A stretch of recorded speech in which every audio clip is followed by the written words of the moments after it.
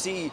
You can see that huge chunks of the front of the buildings as well as the side of the buildings are just gone. Now, some of that is from the fire itself. Another part is from the fire crews knocking down those buildings to prevent any possible danger.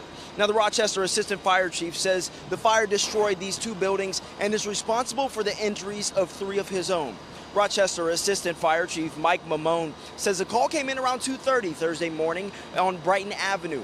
On the bottom floors was an antique shop, and right above, an apartment where a man lived with his 2 dogs. Mamone says that's where the fire started.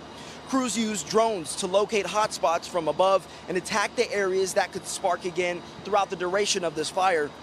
Now, on the ground, in the midst of trying to put the fire out, 3 firefighters had to go to the hospital after one of the fire hoses blew off. Now, we now know, however, that those firefighters have since been cleared, thankfully, and released from the hospital.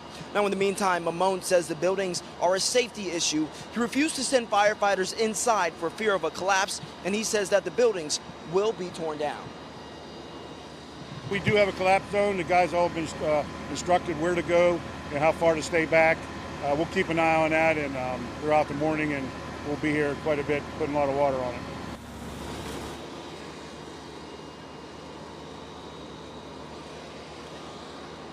Now, Assistant Chief Mamone says they're not exactly sure what caused the fire. However, that is something that they are working